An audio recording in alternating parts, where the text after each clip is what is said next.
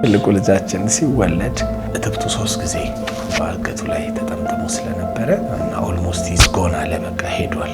እሷን ጥሎ እሱን በኦክሲጅን ለመመለስ ስታገል እሷ ኦቨር ብሊድ አደረገችበት። ከመጣሽ መጣሽ፣ ካልመጣሽ ቻው። እጢ በዚህ በቀኝ በኩል በኔ እጢ ሳይዝ እኔ በህይወት መኖር ቆሞ መሄድ ጥያቄ ነው። ማክሲመም እኔ ልሰጥ የምችለው 2 ወር ነው። ከዚህ በላይ መቆየት አትችልም። እኔ ማመን አቃተኝ። በቃ በጣም የከበደኝ ሌሊቱን አልተኛም። ኔክስት ዴይ ሰርጀሪ ነው ማለት ነው እና ስካሉን አንስተው ሆድ ውስጥ ነው የሚያደርጉት። በአንድ ጊዜ 2 ቦታ ነው የሚከፈተው፣ ሆዱም ጭንቅላቱ ማለት ነው። አንኮንሺየስ እየሆነ ነው ብለው ነገሩ። በቃ ማልቀስ ነው፣ ለማናገር ለመጥራት እንሞክራለን። ምንም ነገር ሪስፖንድ አያደርግም። እንዲህ ተባብለን የለ እንዲህ ብለኸኝ የለ ይሄን ነግረኸኝ የለ እላለሁ ማለት ነው። እግዚአብሔር አላሳፈረንም። እግዚአብሔርን ስለአንቺ አመሰግናለሁ። በጣም ነው የምወድሽ።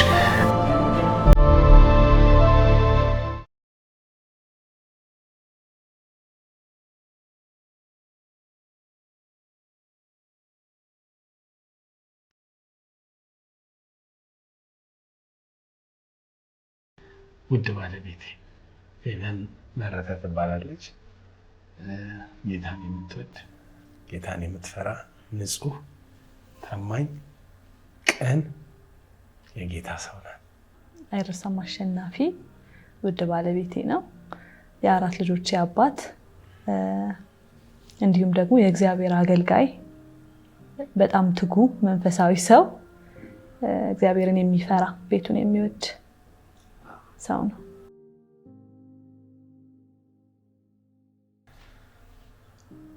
እኔ የአዳጊ ወጣቶች የሚለው የቲኔጀርስ አገልጋይ ነኝ። ከልጅነት ጀምሮ ኦልሞስት 15 ዓመት ጀምሮ 16 ዓመት ጀምሮ እና በዛ አገልግሎት ቸርች ላይ ባለሁበት ኮሚትመንት ውስጥ ነው እሷ የመጣችው እና በዛ ያው እንግዲህ ብዙ ቅዱሳኖች አሉ፣ ብዙ ጌታን የሚወዱ ሰዎች አሉ። ግን ያው ከእሷ ጋር እንድቀጥል የእግዚአብሔር ሀሳብ ሆነ። በዛ ተገናኘን። ያው 1-2 ዓመት አሳልፈናል፣ አብረን ቆይተናል። ያው እየተነጋገርን እያወራን እየጸለይን እየተመካከልን የት ነበረ የምንጸልይ ነበረው? ቲኬ ህንፃ አንደርግራውንድ እየሄድን እንጸልያለን። እየተገናኘን ያው ነገሩ በጊዜው ውብ እንዲሆን ማለት ነው። ያው እግዚአብሔር ያንን ነገር አድርጎ እንግዲህ አሁን 14ኛ ዓመታችንን ይዘናል። እኔ መጀመሪያ ያው እሱንም ማቀው ያው እንደተናገረው በቸርች ነው። ቸርች ሲያገለግል አየዋለሁኝ። እማር ነበር እሱ ጋር። ከዛ በኋላ የተቀራረብን ሄድን። ከሱ የነበረው ጥያቄ እግዚአብሔር በሚመራኝ መንገድ እንደወስን በጣም አስብ ነበረ። ግን ብዙ አልከበደንም፣ ብዙ ከባድ አልነበረም። በተቀራረበን ስለነበረ ብዙም ስለምንግባባ ስለነበር ከባድ አልነበረም። ያው የነበረውን ሁኔታ በቶሎ መልክ ማስያዙ ጥሩ ነው ብለን ስላሰብን ያው እየተገናኘን በሳምንት 1 ቀን በዛን ጊዜ ማስታወሰው 24 hours ቲኬ ህንፃ ስር ስለነበረ ስንገናኝ እዛ ሄደን እንጸልያለን፣ በዛ እናወራለን። ከዛ በኋላ ለቤተሰቦቻችን ማሳወቅ ግዴታ ነው ብለን ስላሰብን በጊዜው አሳወቅን። እግዚአብሔር ደግሞ ረዳን፣ ሞገስ ሰጠን። ቤተሰቦቻችን ማንም ሬዚስት አላረጉም። የእሷም የኔ ጌታ በምህረቱ የከበረበት ቀን ነበረ። ደስ የሚል ቀን ነበር። ሳስታውሰው ደስ ይለኛል በጣም። ምክንያቱም ባሳስተማርኳቸው ልጆች ተከብቤ ነው። እሷም አንድ ወይኔ ተማሪ ነበረች። ስለዚህ ዘማሪዎቹ እነሱ ነበሩ። ቸርች ስገባ ስወጣ ጠገቤ በሙሉ ከቤቴ ከሁሉ ነገር እነሱ ነበሩና ያ በጣም ልዩ ኢንሲደንት አድርጎታል። እኔ ሳስበው ደስ የሚለኝ ቀን ነው። ቀኑ በጣም ልዩ ቀን ነው ለኔ። ልዩ ቀን ነበር። የተደበላለቀ ስሜት ነበረኝ እውነቱን ለመናገር። ከቤት ስወጣም ከቤት መውጣቱ እንደ አዲስ ነገር ይሰማኛል። እንደገና ደግሞ ከምወደው ሰው ጋር መኖር ደስ የሚል ስሜትም ነበር። ግን ያው እግዚአብሔር በጣም የከበረበት ቀን ነበር። ብዙ አምልኮ ከእግዚአብሔር የሰማንበት ብዙ ቃል የነበረበት ጊዜ ነበረ። በጣም ደስተኛ ነበርኩኝ። ደስ ብሎኝ ነበር በጣም። ቤተሰቦቼ መለየቴ ትንሽ የተደበላለቀ ስሜት ቢፈጥርብኝም ግን ደስ ብሎኝ ያሳለፍኩት በጣም ጥሩ ቀን ነበር። ተማሪ ነበርኩኝ እኔ። ቻሌንጅ የነበረው ለኛ እሱ ነው። ተማሪ ትምህርቴን ሳልጨርስ ማግባት። ከእጮኝነት ጊዜ 2 ዓመት የቆየ ነው። ካምፓስ ሆኜ ነው ስንጋባ። እኔ 3ኛ ዓመት ተማሪ ነበርኩኝ እና ቻሌንጅ የነበረው ያው የእኔ ትምህርት አለመጨረስ፣ ከትምህርት ጋር አብሮ ይሄዳል አይሄድም፣ አቴንሽን ይከፍላል አይከፍልም የሚለው ነገር። ግን የእግዚአብሔር ሀሳብ ስለነበረ እግዚአብሔር በድል እንድንወጣው አድርጎናል። እኛም ከምንም ነገር ሳልጎድል ማለት ነው፣ ከትምህርቱም ከምኑ። ይሄ ነበር ለኔ ቻሌንጅ የነበረው። በጊዜዎች ተማሪ ነበረች። እንዴት ነው ተማሪ የነበረችውን ልጅ ፈቃድ የምታገኝበት መንገድ በጣም ታፍ ነበርና በጣም ብዙ ጸሎት።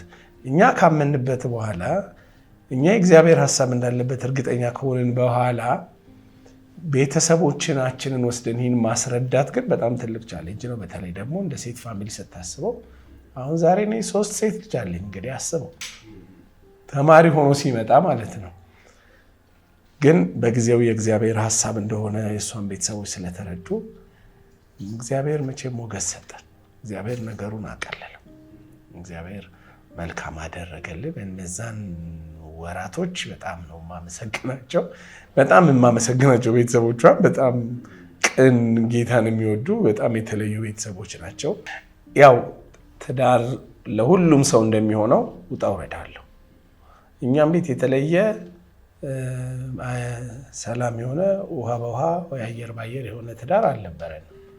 እንደ ማንኛውም ሰው ስንጋጭ፣ ስንጣላ፣ ስንታረቅ፣ ስንጋጭ፣ ስንጣላ፣ ስንታረቅ ነው እዚህ የደረስነው። በእርግጥ ከኔ በተሻለ ብዙ የምትበልጠኝ ነገር አለ። እሷ ሃንድል የምታደርግበት ነገሮችን ጥበበኛ ናት። ነገሮችን እንዲያደር አትፈልግም። ቶሎ ፈቶ በመሄድ ያላትን ነገር ለዛ በጣም ነው ማደንቀው። እኔንም በግድ ወደዛ አምጥታኛለች። እኔ ደግሞ እስቲ ሄደር እስቲ 1-3 ቀን ብናየው ቢወጣልኝ ዝም ማለት ነገር እንደዚህ ስለሚያንጸባርቅ እሷ ደግሞ አይደለም ወደሚል ነገር ስላለ መጨረሻ ላይ ሁለታችንም ወደ አንድ መስመር መጣ። ቶሎ ነገሮችን በጊዜ መፍታት። እንግዲህ በውጣ ውረዱም በዛም እየተባልን በዚህም እየተባልን እየተሸራረፍንም እየተነጋገርንም እንግዲህ በጸጋውና በምሕረቱ አለን።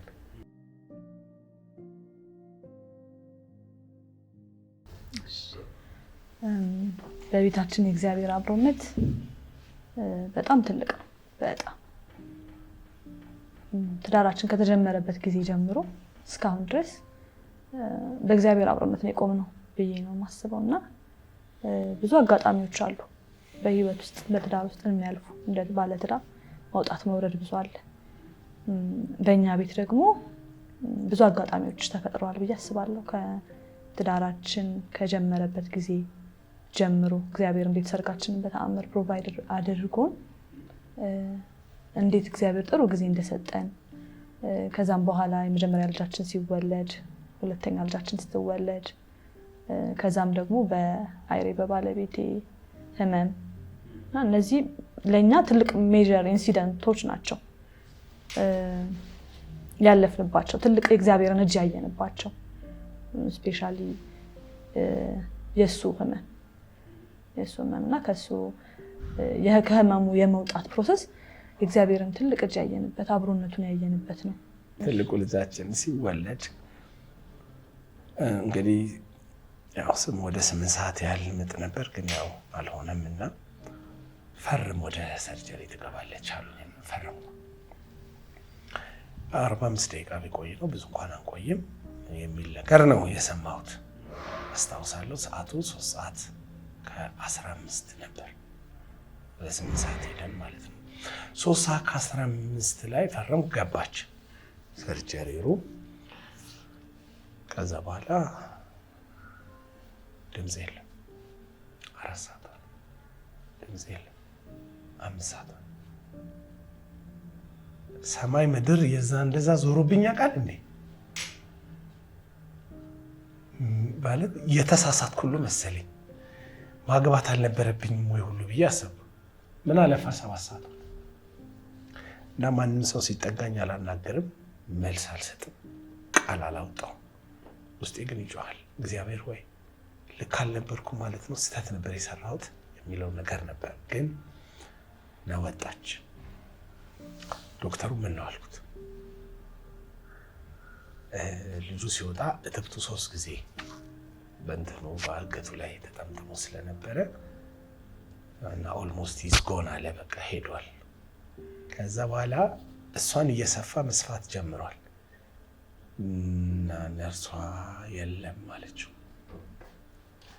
እሷን ጥሎ እሱን በኦክሲጅን ለመመለስ ስታገል እሷ ኦቨር ብሊድ አደረገችበት። እሷ ወደ ኮማ ሄደች። አረሳው እነዛን ኢንሲደንቶች። የሚገርመው ግን ከዛ በፊት እግዚአብሔር አምላክ በቤታችን በተለያየ አጋጣሚ በተለይ ሰው ይልክ ነበር። ጸሎት፣ የተቃውሞ ጸሎት፣ የልመና ጸሎት፣ የእግዚአብሔርን ምሕረት መፈለግ በጣም ነበረ።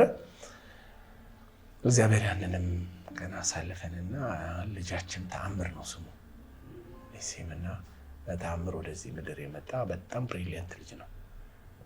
በእሱ የእግዚአብሔርን በጎነት አረሳም። በእሷን ያየኋትን ቀን አረሳም። ፊት ለፊት ሁሉ ነገር እንደ ትላንት ይታየኛል።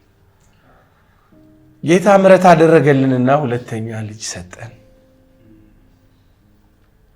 የእሷ ደግሞ የተለየ ነው። ሰርጀሪ ያስፈልጋታል ተባለ። 4 ወር ውስጥ በተወለደች 3 ሰርጀሪ እና አስታውሳለሁ አቅፌ ልክ ለሰርጀሪው ቀን ያኔ የመጀመሪያ ወር ላይ የመጀመሪያውን ስሰጠው ዞዊ ካልተገናኘን ቻው፣ የእግዚአብሔር ምሕረት በዚህ ውስጥ ይገለጣል፣ ግን በጌታ ዘንድ አይሻለሁ ብዬ ነበር የምሰጠው። ስትመለስ ሌላ ተአምር ነው። 2ኛ ጊዜ ስትመጣ የምለው ነገር እሱን ነው። ጌታ ዞብዬ በቃ ከመጣሽ መጣሽ፣ ካልመጣሽ ቻው፣ ግን ጌታ ዘንድ አገኝሻለሁ። በጣም ረጅም ፕሮሰስ ነበረው። ያው ታሪኩን እንዲጨምቄልህ ነው ማወራለህ። ጌታ መልሶ ሰጠን። ትልቅ ልጅ ናት፣ 9 ዓመቷ ነው። አናደር ብሪሊያንት ልጅ ሰጠን እግዚአብሔር። በጣም ንቁ፣ ጌታን የምትሰማ ገና በ9 ዓመት 8 ዓመቷ ላይ ጌታን ታወራለች፣ ትሰማለች፣ ትጸልያለች፣ ጌታን ትወዳለች። እግዚአብሔር ይህንን በረከት ሰጠን። ያው ከዛ በኋላ ህይወት ውስጥ ያው በዛ ውስጥ እንግዲህ እግዚአብሔር ብዙ ያደረጋቸው በጎነቶች አሉ። አሁን እኛ ዙሪያ እኛ ይህንን እንላለን እንጂ በእኛ ዙሪያ በዙሪያ ያለ ሰው በሙሉ ይጸልያል፣ ያለቅሳል፣ ያነባል። በቃ የተባረከ ስታፍ ነው ያለኝ የምሰራበት ቦታና እነዚህ ሁሉ የተባረኩ የእግዚአብሔርን ምሕረት ያየሁባቸው ቤተሰቦች ናቸው። እግዚአብሔር እናትንም ልጅንም መልሶ ሰጠን። የመጀመሪያውን ልጅ ስወልድ የነበረው ነገር ትንሽ ሌት ነበረ። ማለት የመጀመሪያ ልጅም ስለሆነ መጠበቅ ስለነበረበት ሌላ ውሳኔ መወሰን ስላልቻልን በጊዜው ወደ 42 ሳምንት ድረስ ጠብቄ ያለሁኝ ምጥ እንዲመጣ ማለት ነው። መጨረሻ ላይ ምጥ መጣ በተባለበት ቀን። ከዛ በኋላ በጣም ከባድ ምጥ ነበረ። ምጡን ግን መቀጠል አልቻልኩም። ከ12 ሰዓት ምናምን ያህል አመጫለሁኝ። መቀጠል አልቻልኩኝም። በጣም ኃይለኛ ነበረ። ወደ ሰርጀሪ በቃ እኔም ሰርጀሪውን ፈለግኩት ማድረግ ማለት ነው። ወደ ሰርጀሪ ተወሰነ። ሰርጀሪው ተደረገ። ከዛ እኔ ያው ስነቃ የነበረው ነገር በጣም ኃይለኛ ድካም ነበረብኝ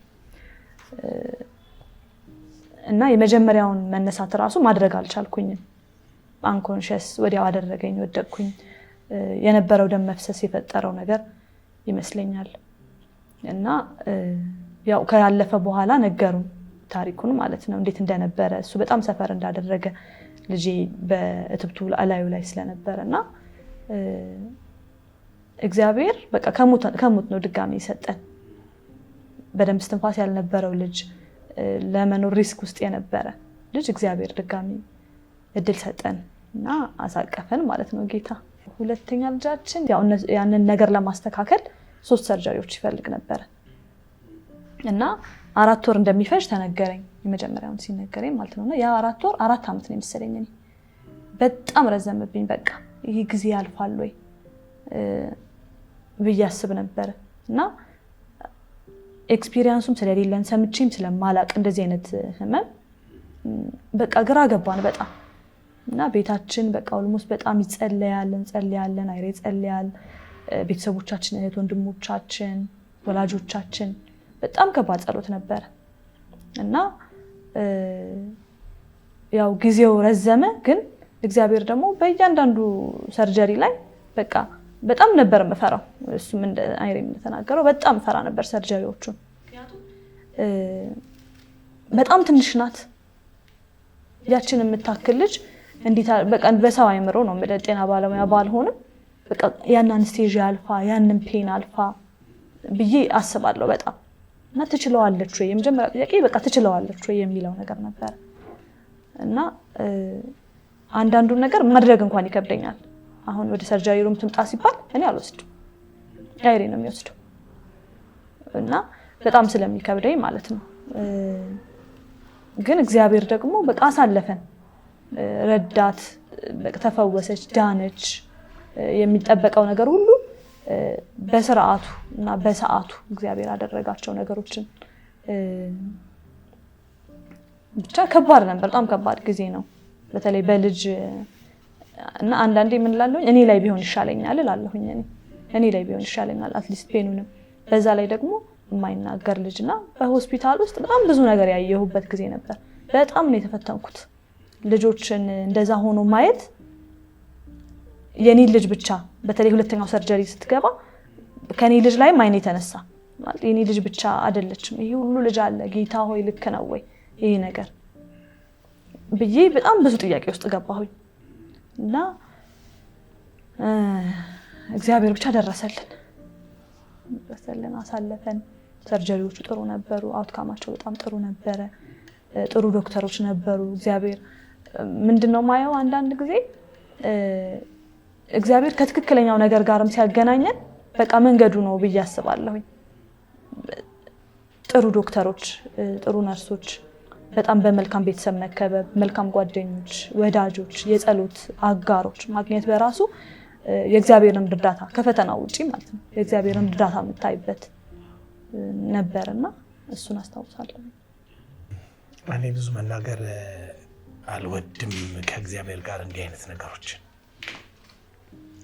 ማለት የምችለው ምንም የማትብ ንጉስ አይከሰስ ሰማይ አይታረስ ነው። እግዚአብሔር እኮ በቃ እግዚአብሔር ነው የሚለው ነገር እኔ ጋራ ውስጤ ሁሌ ስላለ ዝም ማለት ይቀናኛል። ውስጤ ግን የሚለው ሰው ነህ አይደል? አንዳንዴ ምን አጠፋው ነው ምን አጠፋው ማለት ምን ተፈጠረ እግዚአብሔር ሆይ የሚል ነገር አለ። ግን ሞር ስለ እግዚአብሔር እንድታስብ ትገደዳለህ። በቃ ተስፋዎችን በሙሉ እግዚአብሔር ላይ እንድታረግ፣ አይኖችን በሙሉ እግዚአብሔር ላይ እንድታረግ ያደርጋል። ሁሉ ነገር እንደተዘጋ ያሳያል። ምክንያቱም አንዳንዱን እንኳን ኢኩዊፕመንት እዚህ ሀገር የለም፣ ከውጭ ነበር የምናስመጣው በጊዜው ነገሮችን ፋሲሊቴት ለማድረግ እኛም ባለን ሰርክሎች እየተጠቀምን ውጭ ያሉ ቤተሰቦቻችን እየተጠቀምን እንደዛ ነው። ግን እግዚአብሔር ይመስገን እና የእግዚአብሔርን ሕይወት በቤት ውስጥ ታየዋለህ። እግዚአብሔር ሲንቀሳቀስ ታየዋለህ። ሲንቀሳቀስ በቃ እምራለሁ ማለት እኔ በእግዚአብሔር በጎነት ከሚወርደው ነገር ለሙሴ ያለው ቃል የምምረውን እምረዋለሁ ያለው እምራለሁ። ሲምርህ እግዚአብሔር ይምርሃል። ብዙ ነገር ሊፈጠር ይችላል። እግዚአብሔር ግን እምራለሁ ካለ ይምርሃል። ያንን በደንብ እገነዘባለሁ። ምንድነው ኮቪድ ልክ ሲጀምር ከዛ መሀል ላይ ተባብሶ ወደ ግንቦት ላይ እንቅስቃሴ በሙሉ ተዘግቷል። ሀገር መንቀሳቀስ መውጣትም መግባትም የሌለበት ወቅት ላይ እኔ ግን በጣም ራሴን ያመኛል። ኮንቲኒየስ ነው ያመኛል። ኮንቲኒየስ እና ሄድኩኝ ሐኪም ቤት ማቃት ኒውሮሎጂስት ናት ነገርኳት። በጣም ጎበዝ ናት ባይዘው በጣም ነው ማደንቃት። እሷ ጋር ተሰልፈ መጠበቅ ማለት በጣም ከባድ ነው። ምክንያቱም ያዝልሃል። ለእያንዳንዱ ሰው የምትሰጠው ጊዜ በጣም ረጅም። አንድ ሰው 30 ደቂቃ ታወራለህ እንዴ? ይሄን ያህል አንድ ሰው እንዲህ ነው ብሎ ለመውጣት ይሄን ያህል 30 ደቂቃ ሁሉ ላሉን ይዛ ቆሜ ከዛም በላይ ሊያልፉልህ ይችላል። ግን በጣም ጎበዝ ናት፣ ትዕግስተኛ ናት። እኔ አሁን ጋር ስገባ ያው ስለምንተዋወቅ እኔንም እንደዚህ ኢንቨስቲጌት አደረገችኝ። እንዴት መጣ ከዚህ መጣ። ለማንኛውም ኤምአርአይ መታየት ያስፈልጋል። እንደዚህ አሞኛ አቅም ያለ ሰው ሲል አሞኛል መታየት ያስፈልጋል። እሺ ኤምአርአይ እዛው ስለነበረ ገብቼ መዋል ትገባና ችግሩን አግኝተነዋል፣ እስቲ ዶክተሯ ትመጣለች ታገሳ እንዴ። በዛ መሀል እያለው እንግዲህ ያው አይተውታል ያለውን ነገር አይተው ገባሁ። ሄዱ እሷ ጋር እርሳም ቮሚት የለኝም። ከዚህ በፊት የሚጥል በሽታ ኖሮ ያውቃል? የለኝም። እንደዚህ ሰውነት ሲንቀጠቀጥ የእይታ ችግር ምናምን የለብህም? የለብኝ። እንዴት ነው እንደዚህ የሚሆነው ተመልከተው ብላ በፒክቸሩ ላይ ምን የሚያክል አይ ቲንክ 5.6 ነው 5.4 ሳይዝ እጢ በዚህ በቀኝ በኩል አለ። ይሄንን ነው ሜኒንጆማ ይባላል። ብዙ ጊዜ ይከሰታል። እና ይሄ እነዚህ ሆኖ በእኔ እጢ ሳይዝ እኔ በህይወት መኖር ቆሞ መሄድ ጥያቄ ነው። እንዴት መኪና ስትነዳ ገጥሞን ነገር ያውቃል። መኪና ስትነዳ 2 ጊዜ እንትን ወስዶኝ እንዲያውም አንዴ ኤክስፕሬስ መንገድ ላይ ነበርኩኝ እና ወደ አዳማ እየነዳው የብሮ መኪና ይዤ መሪውን ለቀቄ ወሰደኝ እንቅልፍ። ባለ ጠርዝ ላይ ስንብል ጠርዙ መጥቶ እንዲህ ሲወረውረኝ ነው ባለንኩት። እስካሁን ይገርመኛል፣ እስካሁን ድረስ ይገርመኛል። ሲያድንህ እግዚአብሔር ያድንሃል። እና ይሄን ነው የማውቀው። ከዛ ውጪ አንድ ጊዜም ቀለበት መንገድ ላይ እንደዚህ ሆኛለሁ። መሪ ይለቃል እንጂ እንደዚህ ሆነ አያውቅም። አሁን እጤው ሳይዙ እየጨመረ ያው በእንትኑ ስታየው እየገፋው በሙሉ እየተቆጣ ነው ነርቭ። ከዚህ በላይ መሸከም አልችልም ነው። ምክንያቱም ብሬን ስትራክቸር ጠንካራ ስለሆነ ወደ ውጭ መውጣት አይችልም። ሌላ ሰውነት ክፍል ሲያብጥ ይወጣል። ስለዚህ ማክሲመም እኔ ልሰጥ የምችለው 2 ወር ነው። ከዚህ በላይ መቆየት አትችልም ማለት ነው። ደህና የነበርከው ሰው ደህና ነኝ ያልከው ሰው በአንድ ቀን ሁሉ ነገር ተከልብሶ ትሰማለና ምንም ነገር አላልኩም። ሰው ልጥራለህ አለችኝ። አትጥሪልኝ። ምንም ልጥራለህ አትጥሪልኝ። ራሴ ሄዳለሁ። እየነዳሁ ነው የመጣሁት። ገባሁ መኪና ውስጥ። እግዚአብሔር ሆይ አልኩ። ዛሬ ኖርኩት በጣም ጤነኛ ስለሆንኩ አይደለም፣ የምሞተው በሽተኛ ስለሆንኩ አይደለም። ካኖርከኝ ታኖረኛለህ። ምን ማድረግ እንዲገባኝ አላውቅም ብዬ ከዛ ወጥቼ የመጀመሪያውን እንትን አስቤ ነው ሁሉም ጋር አወራሁ። ከዛ እያለ የቀጠለ ሄደ። ለእሷ ለመንገር ግን እፈልጋለሁ። አስታውሳለሁ የሰማች ጊዜ የተፈጠረው በቃ ማት ነገር ወደ አይምሮ ይመጣ። ጭንቅላት ሊከፈት ነው። ከዛ ልጆቼ ባይሳቤ መጡ። ከዛ እሷ እንዴት ነው የምትሆነው የሚል መጣ። ኤቭሪቲንግ በአንድ ጊዜ ክራሽ ዳውን እንዳደረገ ያህል ነው ስሜቱ። በጣም ከባድ ነው። ከዛ ምንድን ነው ከዛ በኋላ ዶክተሮችን ማናገር ጀመረ። እሷ ሰጀስት ቪዛ አለው ያለችኝ የለኝም። ቪዛስ ቢኖረኝ ትወጣለህ። ህንድ መሄድ አትችልም፣ መግባት አትችልም። ብሬን ስትራክቸር ስለሆነ ሴንሲቲቭ ስለሆነ ብትወጣ የተሻለ ነው ሀሳቡ። እዚህ ሀገር ብሬን ሰርጀሪ መሰራት ይችላል። ከሴንሲቲቪቲ አንጻር መውጣት አይቻልም። ቢሮ ያሉኝ እኛ በፈለግከው በኩል ሳፖርት እንሰጣለን። ከዚህ ሀገር ሙታ ከሙን እኛ ካንተ አጠገብ ነን። ከዛ ማናገር ጀመር። ምንድነው ማድረግ የምንችለው የሚለው በፔስት ቦታ የተናገርነው ነገር ያለው ያው በኮሪያ ነው። በቃ ካሉት ቦታዎች መርጠን በቃ እዚህ ይሻለናል ወደሚለው ወስነን ገባን። ግን ከመወሰናችን በፊት የነበረውን ጸሎት፣ የነበረውን እንባ፣ የነበረውን ስሜት እንደዚህ አድርጌ በቃላት በቃ ኤቭሪቲንግ ከባድ ነበር። ልጆቼን ሳይ ሆድ ይብሰኛል። ማለት መንቃት ብቻ እኮ አይደለም፣ ደህና ሆነህ ስትነቃለህ ያብሯል። መሄድ ብቻ እኮ አይደለም፣ ስትነቃስ ማኔጅ የምታደርግበት ነገር አብሮ ይመጣልሃል ወይ ነው ጥያቄው። ከዛ ምንድነው የሆነው? መጀመሪያ ያው ከሐኪም ቤት ከመጣ በኋላ ነው ለኔ ነገረኝና ለመንገር ያው ቀለል ለማድረግ ሞክሮ ነው ነገረኝ። አይሽ በቃ እንደዚህ እኮ አሉ ምናምን ብሎ ቀለል አድርጎ ኤምአርአይውን እያየ ነገረኝ እና እኔ ማመን አቃተኝ። በቃ በጣም ነው ከበደኝ። ምክንያቱም ፈጽሞ አልጠበኩኝ። ራስ ምታት ሲባል እንደው የሌላ ህመም ሲምፕተም ይሆናል ብዬ ነው እንጂ እንደዚህ አይነት ሲሪየስ ነገር ይኖራል ብዬ በፍጹም አላሰብኩም እና በጣም ከበደኝ። ያው እንደነገርኩ ማታ ላይ ነው ነገረኝ።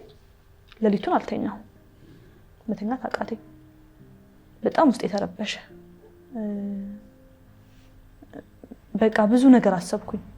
ማለት እንዴት ይሆናል? ምንድነው የሚደረገው? እንዴት ነው በቃ ቀጥሎስ የሚሆነው? ይድናል ወይ?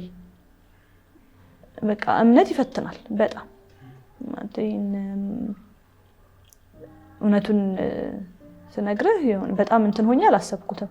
መንፈሳዊ ሆኜ አላሰብኩትም። ራሴን በጣም ፈተነኝ። በቃ ይቀጥላል፣ ይኖራል፣ አይኖርም? ምንድነው የሚደረገው? ጌታ ሆይ ምንድነው የሚሆነው ብዬ በጣም ተረባበሽኩኝ። በቃ ለተወሰነ ቀናት ድጋሚ ዶክተሮቹን ሄደን እስከናወራ ድረስ ከቤተሰብ ጋር በጣም መረጋጋት አቅቶኝ ነበር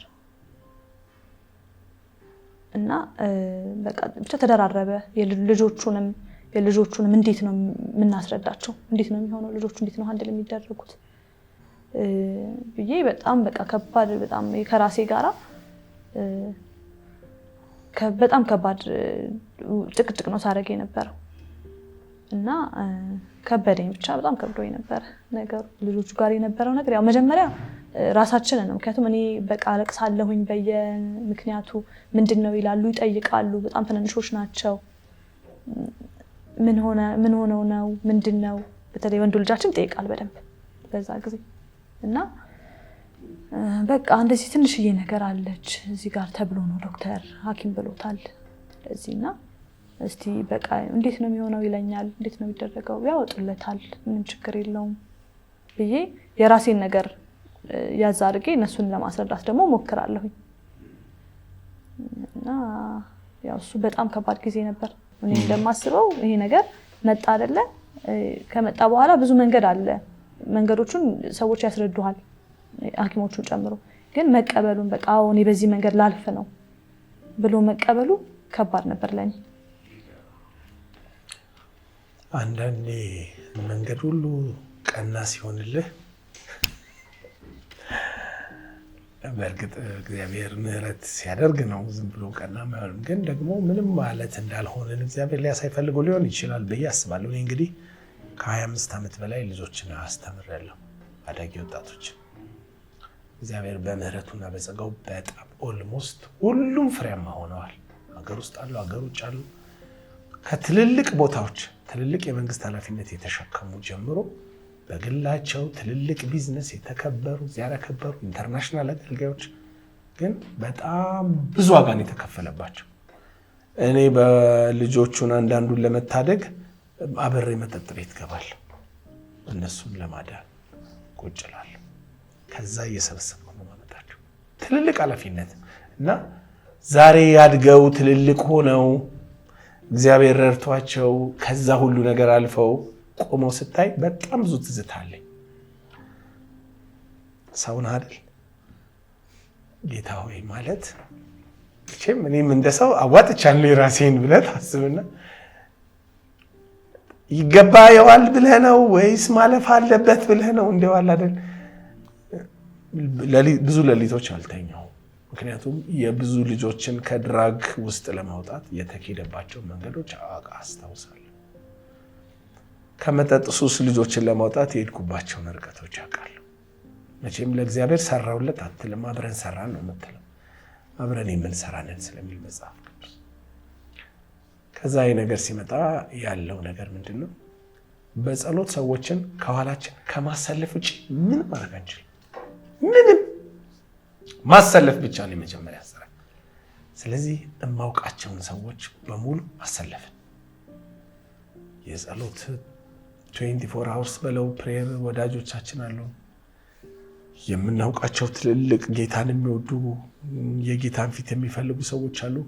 ሄድን ጠቅላላ አሰለፍን። ጠቅላላ እነሱ ሁሉ አሰለፍን። ሄድን። እኔ ከመግባቴ በፊት እየተባረኩ እየተጸለይልኝ ነው የሚሄደው። በቃ አሁን አማራጭ የለህም። አሁን ህይወትህ በእግዚአብሔር እጅ ላይ ወድቋል። ልትኖርም ላትኖርም ትችላለህ። እና ለእነሱም አልነግረው፣ ግን ለራሴ ውስጥ የምለው ይህንን መንገዴንም ላንቺ አላስታውስም። ጌታ ሆይ እንግዲህ መሄጃ ጊዜ ከደረሰ ምልህ ነገር የለኝም። ቤቴ መምጣት ካለብኝ ምልህ ነገር የለኝም። እኔ ግን ልጆቼን አደራ ነው የምልህ። እኔ ጸጋ ሰተኝ ረድተኝ የሰውን የሰጠኸኝን ፍሬዎች የምትፈልገው ቦታ እስከምችለው አቅም ድረስ አድርጌያለሁ። እግዚአብሔር ምሕረት አድርጌያለኛል። የኔ ልጆች ግን አደራ ብዬ ነው እኔ የሄድኩት። ግን ደግሞ እግዚአብሔር ቃል ተናግሮ ነው ሁሉን ደህና አድርጓል የሚል፣ ሁሉ ደህና ይሆናል የሚል። ሰው ስለሆንክ ግን በሁለቱ መሃል ትወጠራለህ። በእንደዛ ፕሮሰስ ውስጥ ነው የገባሁት እኔ እና ግንቦት 20 ነው ውጤቱ የታወቀው። ሰኔ 18 ነው 2012 ባለ የዛሬ 4 ዓመት ገባሁ። ከዛ ምን ሆነ? ከዛ በኋላ የሆነው ነገር ያው አድሚት ተደረግን። አንድ ቀን መድኃኒት መውሰድ ነበረበት። አንድ ቀን መድኃኒቱን ወሰደ። ኔክስት ዴይ ሰርጀሪ ነው ማለት ነው። ለሰርጀሪው ሲገባ ጠዋት ላይ ያው በቃ ጸለይን። በጣም ብዙ ወላጆቻችን ነበሩ ኮሪያ ሆስፒታል የመጡ። አንደኛ የሰርጀሪውንም ሁኔታ ለመጸለይ በዛ ላይ ለመጸለይ ቻፕል አለ ከኋላ እና እዛ ውስጥ ብዙ ሰዎች ጸሎት ጀመሩ። ወዳጆቻችን፣ ጓደኞቻችን፣ የሱ የስራ ባልደረባዎች፣ ቤተሰቦቻችን፣ እህት ወንድሞች ጸሎት ገቡ። ሰርጀሪው ደግሞ በዛ ሰዓት ተጀመረ ማለት ነው። ሄደው ወደ ሰርጀሪው ገባ፣ መስራት ጀመሩ። በመሀል ያው ጥሩ እየሄደ ነው የሚል ነገር እየወጣ እንሰማለን። ረዘም ያለ ሰዓት ይመስለኛል 3 ሰዓት ገብቶ ወደ 10-11 ሰዓት ነው የወጣው እና ኦልሞስት ቀኑ ሙሉ በለው በቃ የፈጀው ሰዓት ሰርጀሪ እና ደህና ነው ጥሩ አልቋል ብለው የወጣውንም ነገር አሳዩን። የሚቀጥለው ስቴፕ የሚሆነው አይሲዩ ነው የሚቆየው።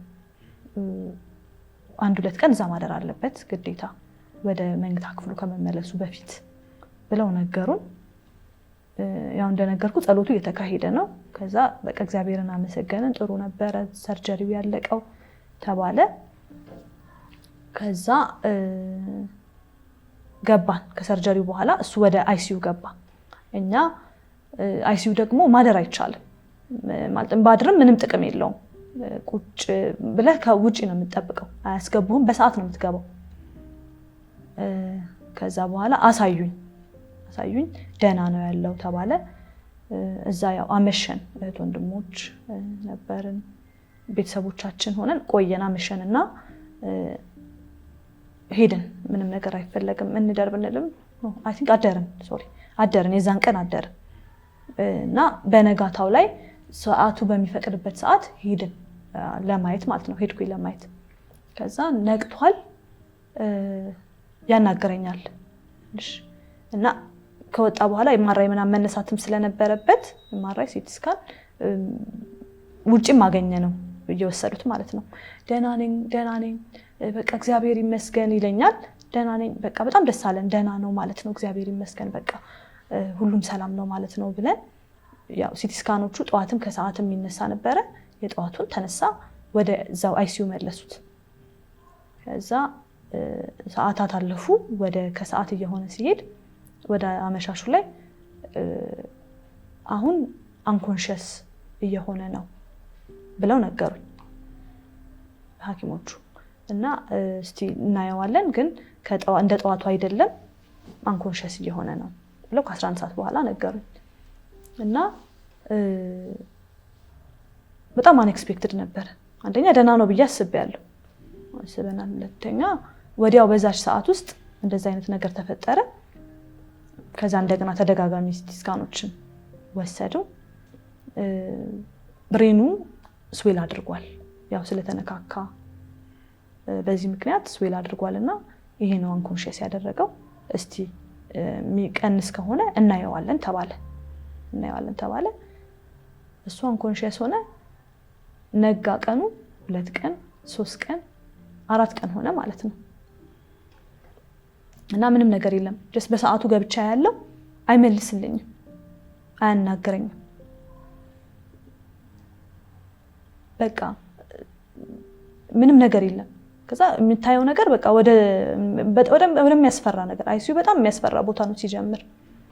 ሰዎች ካጠገቡ ያሉት ሰዎች በጣም ሰፈር ሲያደርጉ ብቻ ከባድ ቦታ ነው። እና የእሱም ሁኔታ ስናየው ምንም ሪስፖንድ የሚያደርገው ነገር የለም። እና ሐኪሞቹም ያው ይህንን የብሬኑን ኢሪቴሽን ማበጡን ይነግሩናል።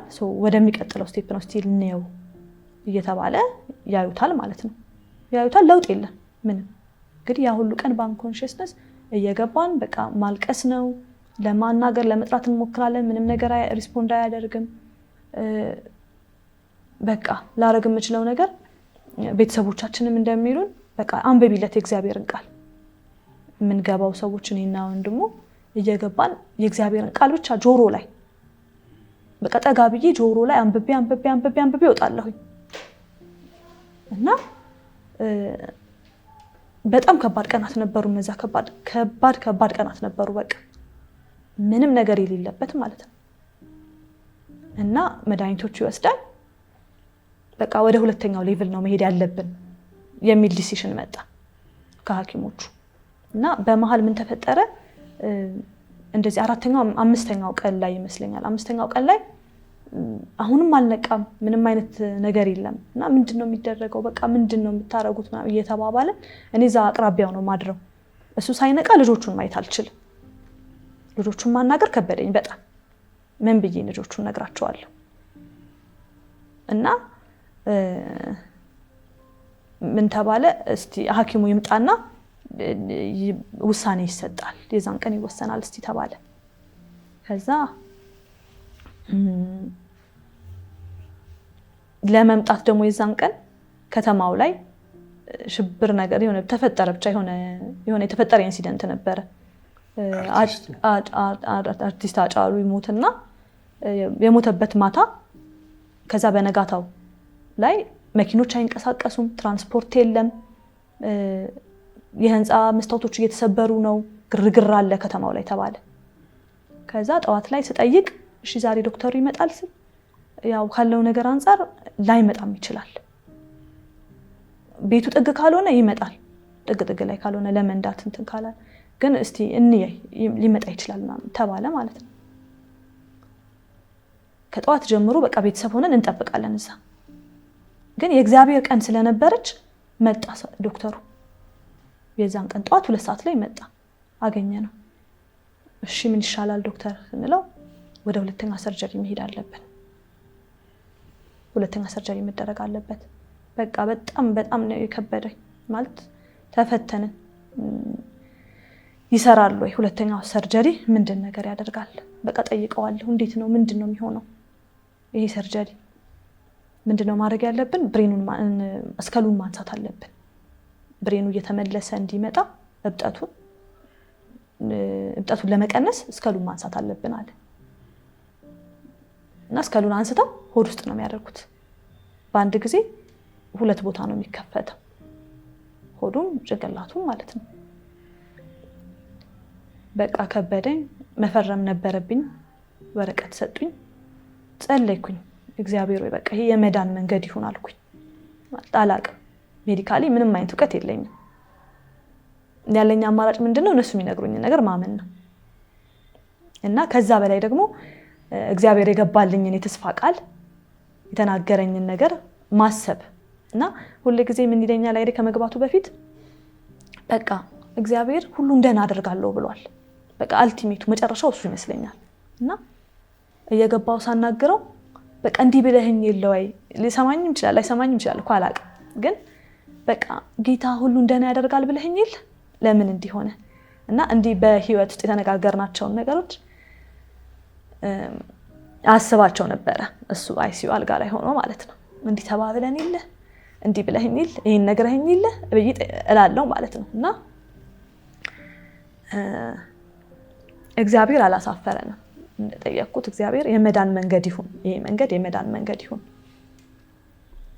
አላቅም ሁለተኛ ሰርጀሪ ምን ማለት እንደሆነ በቃ እስከድናነሳለን ውስጥ እንከታለን ካነሰን ከዚህ ቦታ እንወስዳለን። ብዙ ሜዲካሊ እንግዲህ ቋንቋዎች አሉት ይሉኛል። በቃ እሺ ብቻ ማለት ነው የምችለው። እና ተደረገ ያ ሰርጀሪ ተደረገ። እንዳልኳችሁ በዚህ ሁሉ ቀን ሰዎች አልጠፉ። ቻፕል በጣም ይጸልያል። ብዙ የጸሎት ሰራዊት ነው እግዚአብሔር ያስነሳልን። በቃ ምድርን አስነስቶልናል ብል ምንም እኔ አላጋነንም። እና ከሀገር ውጪ ሀገር ውስጥ በስልክ በእነዚህ ቀናት የሚደውልልኝ የማላነሳው ስልክ ብዙ ነው እውነት ነው። ግን የሚደውሉልኝ የእግዚአብሔርን ቃል የሚነግሩኝ የሚያጽናኑኝ ሰዎች ብዙ ነበሩ። እና ያ ጸሎት እንደቀጠለ ነው። ቻፕል ውስጥ የሚጸልየው የመጣ አይሬንም ባያይ እኔንም ባያገኝ ቻፕል ጸልዮ ይሄዳል ጸሎት አድርጎ። ያ ሰርጀሪ ተሰራ። እንደገና ወደ አይሲዩ ነው የሚመለሰው ሁኔታውን ማየት ስላለባቸው። አይሲዩ ተመለሰ። ቀኑ መሸ እና ዛሬ ብዙ ሪያክት ላይ ያደርግ ይችላል ከነገ ጀምሮ ግን እንጠብቃለን አለኝ ዶክተሩ ማለት ነው። ከዛ በኋላ ያው በነጋታው መጣን እንደገና ጠዋት ላይ። ከዛ ገባሁኝ ለማናገር ሞከርኩኝ። በቃ ስጠራው እጁን ጨብጠኝ ስለው ሪስፖንድ ማድረግ ጀመረ። በቅንድቡ ይመልሳል። ደህና ነው ወይ ስለው በቅንድቡ ይመልስልኛል። ያዘኝ እጄን ስለው ይጨብጠኛል። ጨብጠኝ ስለው ከዛ በቃ ጠዋት ላይ ይሄን አየን። ስለዚህ በቃ ሪስፖንድ እያደረገ ነው ማለት ነው ብዬ አሰብኩኝ። እግዚአብሔር ይመስገን በቃ ደህና ሊሆን ነው ማለት ነው። ከዛ ጠዋትና ከሰዓት ነው መግባት የሚፈቀድልኝ። ከሰዓትም ገባን ጠዋትም እንደዚሁ። ግን በዚህ መካከል ምን ኖቲስ አደረግን እነሱም እንደነገሩኝ ቀኝ ፓርቱ ይቆያል ትንሽ አሉኝ። ቀኝ ፓርቱ ሪስፖንድ ላይ ያደርግ ይችላልና ትንሽ መጠበቅ ያስፈልጋል። እውነትም ሳየው እንደ ግራ እጁ አይደለም ቀኝ እጁ፣ እንደ ግራ እግሩ አይደለም ቀኝ እግሩ። ብዙ የሚያንቀሳቅሰው ግራውን ፓርት ነው፣ ቀኙን ብዙ አይደለም የሚያንቀሳቅሰው። ከዛ ጊዜ ነው እንጂ ችግር የለውም አሉ። እና እኔ በዛ ሰዓት ያው በቃ መዳኑ ሰርቫይቭ ማድረጉ ራሱ በጣም ትልቅ ነገር ስለነበረ እሱ ነው በቃ ተስፋ እያደረኩ ያለሁት ይድናል የሚለውን ማለት ነው። የዳነ እየተሻለው ይመጣል የሚለው። ከዛ በመካከል ግን ቀናቶች አሉ። ውርድ የሚልበት ቀን አለ። የነበረው አክቲቪቲ የነበረው መልስ የሚቀንስበት ቀን አለ። እንደ ሰው ስታየው በጣም ከባድ ነው። እግዚአብሔር እንደሰጠ የእግዚአብሔርን ነገር ተስፋ እንደሚያደርግ ሰው ደግሞ ተስፋ ለመቁረጥን ትመርጣለህ። በዛ መካከል በቃ እንደ ሰው ያያቸው ነገሮች ወደታች በጣም ይወርዱ። በቃ ዛሬ ብዙ አይደለም። አንድ ቀን ተስፋ አድርገን በቃ ነገ ወደ ዋርድ ይገባል የሚል ነገር ኖሮ ነው ዛሬ ቀንሷል አይገባም ያለው ነገር ወርዷል ተባለ። አንድ ቀንም እንዲሁም ማስታውሰው ደግሞ ደም ማነስ ነበረውና እንቅስቃሴውን አክቲቪቲው ምናምን ገደለው። በቃ ገደበው፣ በጣም ገደበውና እነዛ 2 ቀናቶች ትዝ ይሉኛል። ደም ሲሰጠው ደግሞ ትንሽ ደና አይሲዩ በአጠቃላይ ወደ 12 ቀን የቆየው እና እነዛ 12 ቀናቶች 5 ወይንም 6ቱ ቀን ምንም መልስ ያልነበረበት ሪስፖንድ የማያደርግበት ቶታሊ አንኮንሺየስ የነበረበት ከዛ በኋላ የነበሩት ቀናቶች ደግሞ ትንሽ ለውጦች የሚታዩበት አንድ ቀን ደህና አንድ ቀን መለስ አንድ ቀን እና እንደዛ የሆነ 13ኛው ቀን ላይ ዛሬ መውጣት ይችላል ተባለ ወደ ዋርድ መሄድ ይችላል ተባለ ከዛ ወደ ዋርድ መጣን በእነዚህ ሁሉ ቀናት በቲዩብ ነው ፊድ የሚደረገው መንቀሳቀስ አይችልም ያው ለመንቀሳቀስ የሚሞክረው ወደ ዋርድ ከመጣ በኋላ ነው ወደ ዋርድ መጣ ለመንቀሳቀስ ሙከራ ማድረግ ጀመረ መንቀሳቀስ ይችላል ይራመዳል ጥሩ ነው ግን እንዳልኩ ቀኝ ፓርቱ ግን በቃ ዊክ ነበር በሚታይ መልኩ አረማመድ ላይ የእጆቹን ስቲር በራሱ እንዲበላ ማድረግ ላይ እና ዊክ ነበር ያ ነገር ከዛ ያው 17 ቀን ደግሞ ዋርድ ቆየን ግን በነዛ ዋርድ በቆየንባቸው ትንሽም ቢሆን ለውጥ ነበረው ምግብ መብላት ጀምሯል በራሱ መንቀሳቀስ ጀምሯል ወደዛ ወደዚህ ማለት ጀምሯል ግን ይሄን ሁሉ ስነግርህ ያስከል አልተመለሰም እስከሉ ሆድ ውስጥ ነው የጭንቅላቱ ፓርት ማለት ነው አስረውት ነው ያለው ከዛ ምን ነገሩን ወደ ቤት ይሂድ ቤት በደንብ ኢንተራክት ያደርግ ፊዚዮቴራፒ ታዘዝለት ለዚህ ለቀኝ ፓርቱ ፊዚዮቴራፒ ስራ በደንብ ከዛ በኋላ ሁኔታውንና ለውጡን አይተን ሁሉንም ነገር በቦታው እንመልሳለን ያ በየመሃሉ ቼክአፖች ተቀጠርን ማለት ነው እሺ ብለን ወደ ቤት ሄደን ያኛው የተከፈተው ፓርት ላይ መተኛት አይችልም በጭንቅላቱ በተከፈተው በቀኙ ፓርት መተኛት አይችልም የሚችለው በግራው ብቻ ነው ምንድነው መጠበቅ አለብን እሱ ሲተኛ ሌሊት ላይ እንዳይገላበጥ መጠየቅ አለብን ይገላበጥ ካለ ነው በዚህ ተመለስ ይያለም ማለት ነው ይሄንን እኔ ማድረግ ብቻዬን በጣም ስለሚከብደኝ ወንድሞች እህቶች ማን በቃ ያልገባ ሰው አለ ልበል ጓደኛ በተራ ያደሩ ሰዓት ከኔ ጋር ተካፍለው መጠበቅ አንዳንዴ እኔ ሙሉ ለሊት ተኝቻለሁ በቃ እረፊ ይሉኛል እኔ ማለት በቃ ሆስፒታል ውስጥም እንደዛው እህቶች ወንድሞች አስተማሚ በተራ ነው በቃ የሚመጣለት ምግብ በምርጫ ነው በቃ ይሄን ዛሬ ካልበላ ነገ ይሄንን ተብሎ እና በቃ ጌታ ቆሞ ሲሄድ ነው ያየሁት በሰዎች እውነቱን ለመናገር ማለት እግዚአብሔር ራሱ ነው በቃ ያስታመመው ብዬ አስባለሁ ራሱ ከሊ ሊናገረው ምችለው አይደለም የወንድሞቻችን የእህቶቻችን የወላጆቻችን በሚደረገው ነገር ከጸሎቱ ውጪ እንኳን ነው ማለት የነበረው ጠያቂ እዛ ሆስፒታል በነበርንበት ጊዜ ይሄ ሁሉ በጣም የሚገርም በቃ እግዚአብሔር ያስነሳልን ሰዎች ናቸው ስለዚህ ቤት ውስጥም ሆነን ቤት ከኛ ጋር መጥተው ያድራሉ ለመጠበቅ እሱ እንዳይገላበጥ ማለት ነው እና ያ ሁሉ ቀን ከወር በላይ በዛ መልኩ ነበር ያሳለፍነው በዚህ መካከል ፊዚዮቴራፒ ይሰራል ፊዚዮቴራፒ ይመጣል በቃ ንግግሩን ለመመለስ አሁን እንደምታየው አይደለም ንግግሩ ብዙ አያወራም ድምጹ በደንብ አይወጣም ስለዚህ ለዛ ሁላ ቴራፒ ያስፈልገዋል እስቲ እንደዚህ በል ይሄን አድርግ ይሄን ኤክሰርሳይዝ ስራ በደንብ በትክክል ለመራመድ ፖዚሽኑን ቀጥ ለማድረግ ወደ አንድ ሳይድ ቲልት ያደርግ ስለነበር ማለት ነው ይሄ ሁሉ ፊዚዮቴራፒውን ሰራ እዚህ ድረስ እንደዚህ ነበር በዚህ መካከል የነበረው ልነግርህ ሌላ የልጆቹ ነገር ነበር ልጆቹ ምንድን ያደረግነው አንድ ቀን ይሁን ሁለት ቀን መጡ ሆስፒታል አይደል ቀን ቼር ላይ ሆኜ መቼ ነው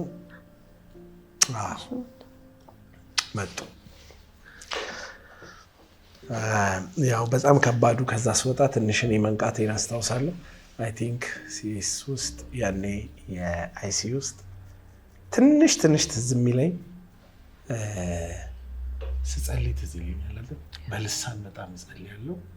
ያን ነገር ትንሽ ትዝ ይለኛል። ከዛ ውጪ በጣም ካይንድ ሆነው ሲነኩኝ ደስ ይለኝ ያውቃለሁ። አይምሮ ያውቃል።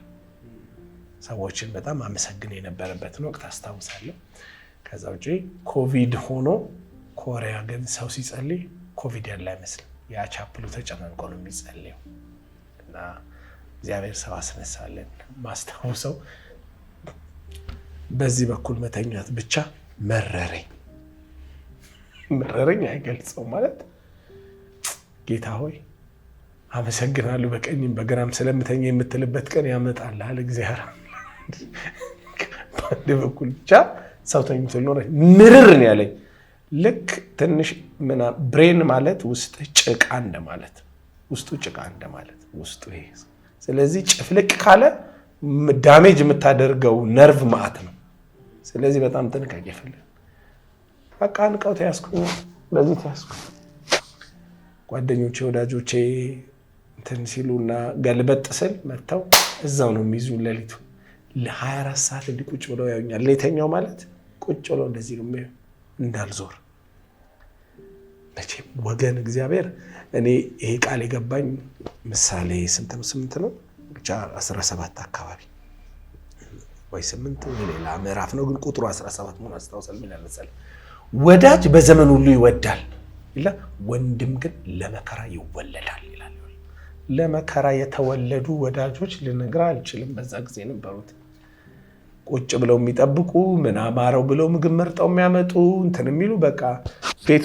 ከሁሉ በላይ ደግሞ ያረፍኩት በእነሱ የእሷ ቤተሰቦች ቤት ስለነበረ በቅርበት በቃ ምንም ልነግርህ አልችልም። እናትና አባት ከዛ በላይ ሆነው ያሳደፉኝ ቤት ጌታ ቆሞ ሄደ ነው ያለችው። በቃ ቆሞ ሄደ። ከዛ መሀል ላይ ሄልሜቱ ከአሜሪካ ነገር ተላከ። ሄልሜት አለ እንዲህ አይነት ኬስ ሲገጥማቸው ሄልሜት አድርገው ይተኛሉ። የሞተር ሳይክል ሄልሜት ማለት ነው ግን ለዚህ ነው የተሰራው። እኔ ላብድ ደረስኩ። እሱን ጭንቅላቴ ላይ አድርጌ መተኛት ማለት እኔ ማበድ ማለት ነው። በዚህም ብተኛ እችላለሁ ግን አይነካም። ይሄ ስለማይነካ ሄልሜቱ ፕሮቴክተር ለእኔ ግን በጣም ኮምፎርት አይሰጠኝ እና ያ ነገር አለፈና ልጄ መጣ። ልጆቼ ጥያቄ ነበራቸው። ሲሄድ ስንመለስ ሳይክል ገዛላችኋለሁ ብያቸዋለሁ። ልጅ አይደል ልጅ አይረሳምና ፓፓ ሳይክል የሚለውን ጥያቄ ከዛ መተው የሆኑትን አረሳም። ያኔ 7 እና 5 ነበሩ። እነሱን አየኋቸው። የቅዱሳኖች ከላይ እስከታች ጸለዩ አልልህም፣ አነቡ አልልህም፣ በአንድ እግራቸው ቆሙ። ከዛ በላይ ማለት ትችላለሁ። እግዚአብሔር በአውሮፓ፣ በአሜሪካ፣ በአፍሪካ፣ በኤዥያ፣ በአረብ ሀገር ያልተነሳ ሰው ጠይቀኝ። በቃ የእግዚአብሔር በረከት ፍለድ ነው ያደረገኝና እናመሰግናለሁ። እሷ ደግሞ ብቻዋን እንዳልሆነች እግዚአብሔር በጣም ሲወድህ ሰው ነው የሚሰጥህ። ገንዘብ ሀብት ቁስ አይደለምና ኢየሱስን በመስጠት የገለጠው እግዚአብሔር ለእኛ ደግሞ ወገኖችን በመስጠት ነው ያስነሳልና የእግዚአብሔር በጎነትና ውለታ ያለብን ሰዎች ነን። እግዚአብሔር እንዴት ከዛ በኋላ ሶስተኛው ሲደረግ እንኳን እንደደንብ አውቃለሁ። ለሶስተኛው ውሳኔ ተወሰነና እንደ ድሮ ብዙ እንትን አላልኩም። ስተኛ አውቃለሁ እና ሊነኩኝ ሲሉ ተማሪ ነህ ወይስ ምክንያቱም እንትንና ቲቺንግ ሆስፒታል ነው ተማሪ ነህ ወይስ እንትን እሱ ካልመጣ አንድ ሰው እንዳይነካኝ፣ ዋናው ዶክተር ማለት ማንም ሰው እንዳይነካኝ እሱ መጥቶ አስቸገር ካለኝ ያው ወደ ውስጥ የሚቀመጠው እንዳይሞት ነው። እቺ ተቆርጣ ወጣ ወደ ውስጥ ቁጭ ብላለች። ብዙ ከቆየች ዲዞልቭ ታደርጋለች ራሷ እዛ ውስጥ ይሟሟል እና ያው ሳይዞ አንሶ ስለተመለሰ ያው ይነቃነቃል። አሁን ቁጭ ተደርጎ ነው የተዘጋበት። ሶስተኛው ላይ እግዚአብሔር የተመሰገነ ይሁን በሰላም አለቀ። ከዛ እንዴት ነበር ሶስተኛው ላይ እኔ ብዙ የዛን ወቅት ባስታውስም ብዥ አይነት ነገር ነው ያለኝ። እሷ ጋር ነው ብዙ ነገር ያለው። ብዙ ነገር ያው ተቀይሮ ስለነበር እንዳልኩ ነው። በጣም እንደዚህ አሁን ተጫዋች ነው አይደል? ያወራል። የዛን ጊዜ ግን አያወራም ነበር።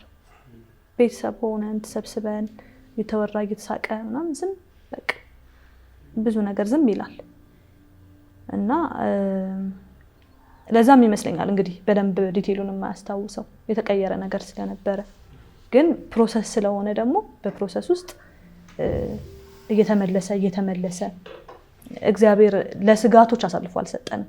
ብዙ ስጋቶች ነበሩ። እንደ ድሮ ላይ መለስ ይችላል፣ እንደ ድሮ ላይ ይናገር ይችላል፣ እንደ ድሮ ወጥቶ ላይ ሰራ ይችላል፣ እርዳታ ብዙ ሊያስፈልገው ይችላል፣ ልብሽን ሰፋ አድርጊ፣ እንደዚህ አይነት ነገሮች ነበሩ። እግዚአብሔር ግን እነዛን ነገሮች ሁሉ ቀይሮ ዛሬ መስራት ችሉ፣ መውጣት መግባት ችሉ፣ መኪና መንዳት ችሉ፣ ልጆቹን ማሳደግ ችሉ። ይሄን ሁሉ ነገር ነው የቀየረው እና የሶስተኛው ሰርጀሪ ላይ ሁሉ ነገር ስሙዝ ነበር፣ ጥሩ ነበር። ግን ያው ሰርጀሪ ሲባል ስጋት አለ፣ በቃ ሁሌ ትፈራለህ እና ገባን፣ ተደረገለት። እሱም በደንብ አቅም አግኝቶ ነበር፣ ደህና ነበረ። ምክንያቱም የመጀመሪያዎቹ ሰርጀሪዎች ላይ በደንብ ሰውነቱ ቀንሷል፣ አቅሙ በደንብ ተፈትኗል። ያን ጊዜ ግን ረዘም ያለ ጊዜ ቤት ስለወሰደ አንዱ የሕክምናውም የነገሩን ነገር ምንድነው ቤት በተመለሰ ጊዜና በተቀላቀለ ቁጥር ብሬኑ ሞር አክቲቭ እየሆነ ይሄዳል። ስለዚህ ወደ ድሮ የመመለስ ኤነርጂው በደንብ ይጨመራል፣ ደህና ይሆናል ብለውን ነበርና እውነትም በደንብ አቅም ነበረው ሶስተኛው ሰርጀሪ ላይ እና ጥሩ አለቀ። ከነቃም በኋላ እሱ በደንብ ራሱን ለመመለስ በደንብ እንትን ነበረው እና አንደኛው ነገሩ እሱ ይመስለኛል ውስጡ የነበረው እግዚአብሔር ያስቀመጠው ነገር ብዬ አስባለሁ። እና አይሲዩም ሆኖ በጣም ይጸልይ ነበር። የሆነ ነገር ሆነ በቃ በልሳን ነው፣ ኢየሱስ ጌታ ነው፣ በልሳን ይጸልያል፣ ብቻውን ያወራል እና እሱ ጥቅስ ይናገራል። እኔ ገብቼ ያኔ ቢክ በነበረ ሰዓት እስቲ እንዴት ነው ማስታወሱ ብዬ ስለማስብ እጠይቀዋለሁኝ። በሉል መጠጊያ የሚኖር ስለው ሁሉም በሚችል አምላክ ጥላ ውስጥ ያድራል እያለ ይቀጥልልኛል ጥቅሱን እና እውነትም የእግዚአብሔር ቃል የሰው ልጅ ይሰራል፣ ይፈጥራል እንደገና እና እሱን ሁላ ማለት በቃ ብርታት ሰጠው፣ አቅም አገኘ፣ በደንብ መንቀሳቀስ ጀመረ እና የነበሩትን ነገሮች በደንብ ያስተውላቸው ስለነበረ ጥሩ ሶስተኛው ላይ ጌታ ረዳው፣ እግዚአብሔር እኛንም ረዳን እና በዚህ ሁሉ ውስጥ በቃ የነበረውን ጸሎት አረሰው። በቃ እሱን ያቆመን። የማላውቃቸው ሰዎች ደውሉልኛል፣ የእሱ ጓደኞች የሆኑ በጣም ኮንሰርንድ የሆኑ አገልጋዮች፣ ቄሶች ገብተው ይጸልያሉ። አስገቡኝና እንዴ ልጸልይ ብሎ የጸለየ ሰው አለ እና ይሄን ሁሉ እግዚአብሔር ሰማ እና በታሰበለት ቀን በጥቂት ጊዜ ወደ ቤት መመለስ ቻለን ማለት ነው ከሶስተኛው ሰርጀሪ በኋላ። ጌታ መግቦት ነበር ያልከው፣ የእግዚአብሔር መግቦት እንደምታየው ነው እና ስነሳ እግዚአብሔርን አንድ ጥያቄ ጠየቅኩት። አንዱ ብሄድም በትኛቸው ነበር ለካ የሚሄደው፣ ቢያንስ ብቻቸውን በምድር ላይ እንደዚህ እንዳይሆኑ ምንድነው የምታደርገው የሚለው ነገር ጥያቄ ነበረኝ። እግዚአብሔር ያንን መለሰ። ቢያንስ ማረፊያ በምድር ላይ ሳይቸገሩ ሳንቸገር የምንኖርበት ሌሎች መንቀሳቀሻ እግዚአብሔር ምሕረት አደረገልን። ምሕረት ብቻ አይደለም እግዚአብሔር ይሄ ከጥፋት ውሃ በኋላ ምድር እንደገና አሰባት የሚል ነገር ውሃውም ጎደለ ይላል። ውሃውም ጎደለ፣ እግዚአብሔር ምድር እንደገና አሰባት ይላል። በቃ ጎደለ። የመጣው ነገር ሁሉ እግዚአብሔር አምላክ በተነው፣ ወደ እንትን ተመለሰ። ጌታ ራራልንና ከ7 ዓመት በኋላ አንድ ወርቅ ልጅ ሰጠን። የተወለደችው እሱ በገባ በ2 ዓመቱ ነው። ሆስፒታል በገባበት በ2ኛው ዓመት እግዚአብሔር ሶስተኛ ልጅ ሰጠን። እኛ ሆስፒታል በገባንበት ቀን ያኔ ማለት ነው ጁላይ 23 ነበረ የገባው ሆስፒታል። በዛ ቀን አና የምትባልሽ ተወለደች። ጁን 23 በጣም ከባድ የነበረው ለኔ እነዛ አይሲዩ ገብቶ አንኮንሽስ የነበረባቸው 5 ቀናቶች ነበሩ። እነሱ ቀን ላይ በቃ በጣም ነው የከበደኝ። በጣም ዳውን ነበርኩኝ። ልጆቼን ማናገር ማየት አቃተኝ። ማለት ፈራው። ምን መልስላቸዋለሁ? ባባ አለ እንዴት ነው ሲሄድ የሚጠይቁኝ ጥያቄ አለ። ደህና ነው? ይሄንን ምን ብዬ መልሳለሁ? እኔ ራሴ ደህንነቱን አላውቅም። እነሱ ከዛ ደግሞ እንዳልኩህ ነው ጌታ በቃ ሁሉን ደህና አደርጋለሁ ብሎናል ብዬ አስባለሁ። እንዴት ነው በዚህ መንገድ ደህና የሚሆነው? የማየው ነገር እሱን አይነግረኝም። የማየው ነገር በቃ ወደታች እየጎተተን ነው የሚሄደው። የሚታየው ነገር ሞት ነው። የሚታየው ነገር በጣም ተስፋ የሚያስቆርጥ ነው። ስለዚህ በቃ በጣም ያ ጊዜ ለኔ በጣም ዳውን የሆንኩበት በጣም የወረድኩበት ነገን በቃ ተስፋ ማድረግ ያቃተኝ ጊዜ ነበር። ይሄ አይሲዩ ሆኖ እሱ አንኮንሺየስ የነበረበት ቀን ማለት ነው። በእርግጥ የነበረበት ወቅት በነገራችን ላይ ያኔ የነበረበት ወቅት ላይ እኔ እንግዲህ በአካል ብዙ ነገር ባላስታውስም በጊዜው ለእሷ ግን ተስፋ የሚያስቆርጥ ነገሮች ይነገሯት እንዳሉ በጎ ነገር የሚነገሩ ሰዎች አሉ። አሁን የኔ ቤተሰቦች በጊዜው አልነበሩ፣ ውጭ ነበሩ። መምጣት ደግሞ አይችልም፣ ኮቪድ ነው፣ ዝግ ነው፣ መንቀሳቀስ አይችሉም። ግን በጣም ስጋት ነበረባቸው ማለት ያስባሉ፣ በጣም ይጨነቁ እንደነበር አውቃለሁ። በተለይ የተወሰነም ደግሞ እንደ እህቴም ውጭ ስለነበረች ዱባይ ነበር። በቃ ወንድሜን በአካል ድጋሚ ያላየው ወይ የሚል ሁሉ ፍርሃት ነበራቸው የዛን ጊዜ ነበረው። ከዛ ተጨማሪ ሰዎች በዙም ተገናኝተው ይጸልዩ ነበር። አሁን የኔ ስራ ያልነበረ ወቅት ነበርና ቢሮም ዝግ ስለነበር ስታፎች በዙም ተገናኝተው 3 ቀን በጾም ጸሎት በዙም ነበር የሚጸልዩት። ስለ በጣም የሚገርም ነበረ። እንደዚህ ምንድነው ያንተ ነገር እንደዚህ ሸክም የሆነብን የሚሉት ነገር አለ። እግዚአብሔር ቸርነቱን ሲያደርግልህ ሰው ይሰጣል። እንዳልኩ ሰዎች ይሸከመዋል። እግዚአብሔር ምሕረት ሲያደርግልህ ሌሎች ደግሞ አይዞ ይለዋል። እነዛ ነገሮችን አስታውሳለሁ። ደግሞ እምነት የሞላባቸውን ትልልቅ ሰዎች የጸለዩልን አይዞ እግዚአብሔር በመልካም ደግሞ ያሳልፋል ብለው ደግሞ ኢንካሬጅ ያደረጉን ሰዎች አሉ። እኔ ብዙ በውስጤ ስለሆነ እግዚአብሔር ነገር መጠበቅ የምወደው ስሜቴ ብዙ አይታወቅም። የእሷ ግን በጣም ተጎድታለች በጊዜው በነበረው ነገር፣ ግን ደግሞ እምነት ሆኖላታል። እሷ እንዴት ነበረ የዛን ጊዜ በቤተሰብ በኩል? በቤተሰብ በኩል አብዛኛው ያው የሚታየውን ነገር እያየን የሚታየው ነገር ይወስዳል ማለት አንዳንዴ ዝቅ ያደርጋል። ግን ደግሞ እናቴ በጣም የእምነት ሰው ናት እና እግዚአብሔርም ካፏ ቃል ጋር ይቆማል ብዬ አስባለሁ። የጸሎት ሴትም ናት። ደህና ነው በቃ እና ሁሌ እምነቴን በጣም ተከፍታ አደረግልኝ ነበር። በጣም ጌታ እንደዚህ ያላለ እንደዚህ ነው ያለው ጌታ ከሚታየው ነገር አልፌ እምነቴን በጌታ ላይ እንድጥል አድርጋኛለች እና በጣም በእምነት በጣም ሰፖርት አድርጋኛለች እናቴ። እንዲሁም ሌሎችም ሰዎች እውነት ነው ስጋት ይኖራል፣ በጣም እንፈራለን። እንዳልኩ አንዳንድ ተስፋ የሚያስቆርጡ ቀናቶች ስለነበሩ አብረን እንሰጋለን ከሱ ሁኔታ ጋር። ግን ደግሞ ከመካከላችን እንደዚህ እምነታችንን ከፍ የሚያደርጉ ሰዎች ሲኖሩ ትንሽ በእግዚአብሔር ላይ ያለን እምነት ከፍ ይላል።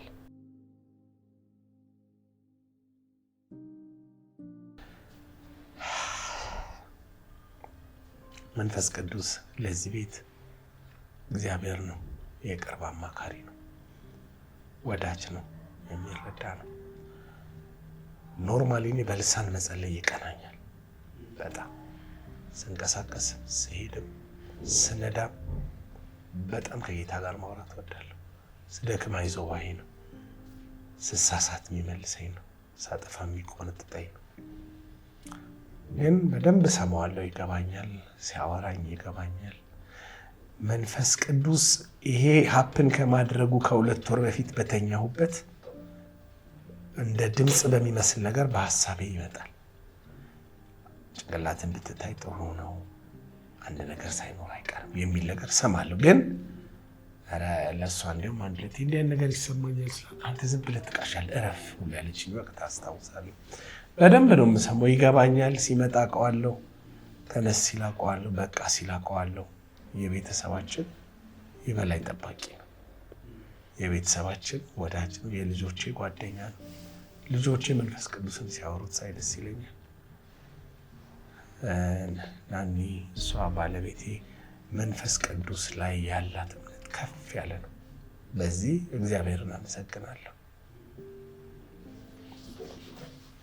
መንፈስ ቅዱስ ለኛ ቤት መሪ ነው፣ የልብ ነው፣ ጓደኛ ነው፣ ሁሉን የሚረዳ ነው፣ የሚያጽናና ነው።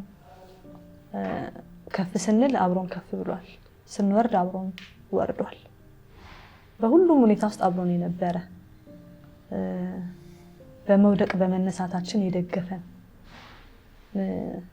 እና በቃ ቤቱን የሚመራ ነው። የኛን ቤት የሚመራ መንፈስ ቅዱስ ነው። በቃ የኛ ቤት ሁሉ ጊዜ ምን ላለው ለራሴም ስጠልኝ በቃ የኛ ቤት ጥግ፣ የኛ ቤት አጥር፣ የኛ ቤት መጨረሻ መንፈስ ቅዱስ ነው እና በቃ የቤቴ ጥግ ነው መንፈስ ቅዱስ ስላለሁኝ እና አብሮን የነበረ እነዚህን ጥቂት ዓመታቶች ያሻገረን፣ ያሳለፈን፣ የደገፈን ቃላት አይገልጸው፣ አይበቃውም ቃላት። የልጆቻችን አባት ነው፣ የኛ አባት ነው፣ መካሪ ነው። ካልፈለገን ቦታ ዞር የሚያደርገን ነው፣ ወደ ፈለገን ደግሞ የሚወስደን መንፈስ ቅዱስ ለኛ መንፈስ ቅዱስ እግዚአብሔር አይደል? የእግዚአብሔር አንዱ አካል አይደል? የእግዚአብሔር ማንነት አይደል? ራሱ ክርስቶስን በምድር ላይ እንዲያከብር ነው። የኛ ቤት ትልቁ ብርቅ ኢየሱስ ነው። እኛ ቤት ልጆቼ ሁሉ ያውቃሉ። ብርቅ ድንቅ የማይለወጥ የማይተካ ኢየሱስ ብቻ ነው። እኛ ቤት የማይጠፋ ኢየሱስ። ልጆቼ ማን ኢየሱስ ኢየሱስ ኢየሱስ ይላሉና ወደዋለሁ። እኛ ቤት ለመጸለይ ቤታችንን ቀላል ያደርገን ለመንፈስ ቅዱስ። ሲደክመኝ እንኳን ስዘናጋ ወይ ደግሞ ላለመጸለይ ወደኋላ ስል እንኳን ተነስ ብሎ የሚቀሰቅሰኝ መንፈስ ቅዱስ ነው። እኔ ሳቀታኝ ደግሞ በልጆቹ ሁሉ ይመጣል። አሁን በጣም ከባድ የሚሆንብኝ በልጆቹ ውስጥ ያለው የእግዚአብሔርን መፈለግ እኔን በጣም ወደፊት ይገፋናል። አክቹዋሊ እሷን ፊልድ ስወጣ በማልኖርበት ጊዜ አለ መንፈስ ቅዱስ። ትልቁ ልጅ ከፊት ሆኖ ያስተባብራል፣ እናቱን ያግዛል፣ ለእህቶቹ ይጸልያል። እኔ በማልኖርበት ጊዜ መንፈስ ቅዱስ ልጆቼን ጥቅስ ያስጠናል ብል ይሻለኛል። እነሱ ውስጥ ተጠቅመው ያንን ያድርጉ እንጂ ልምዱን ይዳብሩትና ይቀጥሉበት እንጂ በየቀኑ ነው እና የሚጠናው ጥቅስ ልጆቼ ውስጥ ያለውን እውነት እንዲቀጥል አድርጓል። ጠዋት ጸልየን መጽሐፍ ቅዱሳችን አንብበን ተበራርከን ወይ ደግሞ ባርኬ ስወጣ ደስ ይለኛል። መንፈስ ቅዱስ በልጆቼ ሕይወትና ሁልጊዜ የምለው እኛ ከነዚህ ጋር አንቆይም፣ አንተ ግን ከነሱ ጋር እስከ ሁል ጊዜ ትቆያለህ። በጣም ሴንሲቲቭ ሆነን ያደግነው እሷን በክርስቲያን ቤት እኔም በክርስቲያን ቤት እና በሚጸልዩ ቤት እሷን በሚጸልይ ቤት እኛም በሚጸልይ እኔም በሚጸልዩ ሰዎች ቤት እግዚአብሔር ይህንን በጎነት አድርጓል። ይህንን ጠቅላላ ግን የወሰድነው ቸርች ነው። ወጣቶቻችን በእግዚአብሔር ቃል የተሞሉ በመንፈስ ቅዱስ የተሞሉ በልሳን የሚናገሩ ናቸው። ለምን? መንፈስ ቅዱስ እኛ ቤት ያለው ሁሉም ቤት መሄድ ስላለበት። ለእኛ ብርቅ ነው መንፈስ ቅዱስ፣ ለእኛ የተለየ ነው መንፈስ ቅዱስ። የቤታችን ዋና ነው፣ ምሰሶ ነው መንፈስ ቅዱስ። ያለ እግዚአብሔር ይሄን ነገር እንዴት ያየዋል የሚለውን ነገር እንድናስብ ያደርገናል። ያ በቤት ውስጥ ያለው ነገር ጠዋትና ማታ መጸለዩ፣ እግዚአብሔርን ፊት መፈለጉ፣ ማንበቡ እንዳለ ሆኖ መንፈስ ቅዱስ ደግሞ በሁሉ ቦታ አይደል? በሁሉ ቦታ የትም ብንሄድ የምናናግረው የምናዋራው ኢንፎርማሊ እና ባልቻልንበት ጊዜ እንኳን መኪና ውስጥ እየሄድን እየሄድን እናደርጋለን፣ እንጸልያለን። ጥቅስ ማለት ካለባቸው ይላሉ። ማንበብ ያለበት ሰው ያነባል እና የልብ ነው፣ ጓደኛ ነው። ግዴታ በስርዓትና በህግ ብቻ ሳይሆን አብሮነቱን ሁሌ ፊት ለማድረግ እኔም እንደዛ ሁሉም ሰው የራሱ አለው ብዬ አስባለሁ የተለማመደበት። እኔም እንደዛ እንደተለማመድኩት ልጆቼንም እንደዛ እንዲሆኑ ፈልጋለሁ። በየትኛውም ቦታ ብቻቸውን በሆኑበት ጊዜ፣ ከኛ ጋር በሆኑበት ጊዜ፣ አብረን እየሄድን ባለንበት ጊዜ፣ በሚመችም በማይመችም ሁኔታ ውስጥ መንፈስ ቅዱስን ማውራት፣ መንፈስ ቅዱስን ማናገር እንዲችሉ እናደርጋለን። ይሄ አንዱ ፕራክቲስ ነው የቤቱ ማለት ነው።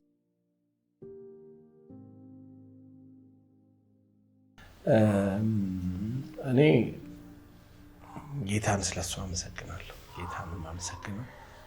አንዱ ነገር በጣም ቅን ናት። ነገር ደምራ ቀንሳ እንደዚህ አድርጋ የምትኖር ህይወት የላትም። እንደወረደች ናት እስካሁን ድረስ ማለት ነው። ሁሌ ትላለች እኔ እንዳንተ ነገር ማውራት አልችልበትም ትለኛለች፣ አውቃለሁ። ስለዚህ በጣም ንጹህ ናት፣ ፊት ለፊት ናት። የኋላ የሚባል ነገር የላትም። ያ ለቤታችን ጥቅም ነውና ስለዚህ በጣም ነው የማመሰግናት። ሌላው ለልጆቿ ሟች ናት። በልጆቿ ቀላል ታውቅ ምንም ነገር ይሁን ምንም ነገር ለልጆቿ አሳልፋ አትሰጥም። ይሄንን በጣም ወደላታል። በጣም ደስ ከሚለኝ ነገር ቤቱን ሪስፔክት ታደርጋለች እና እኔ ለልጆቹ የማደርገው ነገር የምሰጠውን ዳይሬክሽን የምሰጠውን ኢንስትራክሽን ሪስፔክት ታደርጋለች። ልጆቹ አንድ ነገር ሚስቢሄቭ ቢያደርጉ ኢሚዲየትሊ ነው የምትመጣውና ይሄን ብዬሻለሁ። በጣም ነው የማመሰግንሽ ባይደውይ በዚህ ምክንያቱም ብዙ የተማርናቸው ነገሮች አሉ በዚህ ውስጥ። በዚህ በጣም ነው ማደንቃት። ታነባለች፣ ጌታን ትወዳለች። በነገራችን ላይ ያልነገርኩ አልማርም እኔ ዲግሪ አርክቴክት ናት በሙያ ይበቃኛል ትላለች። እኔ ደግሞ በጣም ብዙ ትምህርት ተምሬያለሁ። 2 ማስተርስ 2 ዲግሪ ወደ 3 ሲሄደ ነው። እኔ ችግር የለብኝ። እሷ ግን ይበቃኛል። እኔ ደግሞ ብቻዬን መሄዱ አሳማኝ መስሎ አልታየኝም። ስለዚህ ይዣት ገባው። በቃ ለአንቺ ብዬ ቁጭ ብዬ እማራለሁ ብዬ እጇን ይዤ ገባው ትምህርት ቤት። አብረን አንድ ማስተርስ አብረን የጨረስን። አሁን ከዚህ በኋላ ምንም አትበኝ። እኔ እንደፈለኩ እኔ መማር ማቆም ሰው አይደለሁ። እኔ እንደፈለኩ እማራለሁ። አንቺ ግን ምንም እንዳትይኝ፣ ቢያንስ እዚህ ድረስ ደርሰሻል አታለሁ። ስለዚህ በዚህ በጣም አመሰግናታለሁ። ትሰማኛለች። ጌታን ስለሷ በጣም አመሰግናለሁ። በጣም የሚገርሙ ቤተሰቦች አሏት። በጣም አባቷ እናቷ የሚገርም ፋሚሊ ውስጥ ነው ያለችው። እኔ እንደ ልጅ ነው የምቆጠረው የሚለው ያንሰኛል። በቃ ምንም ማልሳቀቅበት ማላፍርበት ማልና እንደፈለኩ እኔን አንዳንዴ ከዛ ቤት የተወለድኩ እስኪሰማኝ ድረስ ነው ያደረጉኝ። በጣም የሚገርም ቤተሰብ ነው ያለው። እግዚአብሔርን ስለንቺ አመሰግናለሁ። በጣም ነው የምወድሽ። እንግዲህ 4 ልጅ አለን። አሁን የመጨረሻዋ 27ኛ ቀኗ ነው። እንግዲህ 4 ልጆቼ እናት ናት። እግዚአብሔር ደግሞ ምህረት አድርጎ በጣም ቆንጆ ልጆች ነው የሰጠንና ምንድን ናቸው አንተ ልጆች ይሉኛል። እሷን ጠይቋት፣ ከሷ ድምፅ እንደምታያት ቆንጆ ናት። እግዚአብሔር ደግሞ በጣም ምን የመሳሰሉ ልጆች ነው የባረከን። እግዚአብሔርን ስለሱ አመሰግናለሁ። ቴንኪው እስከዛሬ ከኔ ጋር ለመሆን ህይወትሽን ስለሰጠሽ፣ ስለ ቅንነትሽ፣ ስላሳየሽን ፍቅርና በጎነት፣ ስለ ይቅርታሽ፣ ስለሚመለሰው ልብሽ፣ ስለ ደግነትሽ አመሰግንሻለሁ። እናቴ እወድሻለሁ። እግዚአብሔር ይረዳናል። አብረን እናረጃለን። እኔ በጣም ደስተኛ ነኝ። በጣም እግዚአብሔርን በጣም ነው የማመሰግነው። ሁሌ ሳስብ እድሜ ተጨምሮለት እንደኖረ ነው የማስበው እና ያለፈውን አንዳንድ ነገሮች መድገም ማልፈልጋቸው ነገሮች አሉ።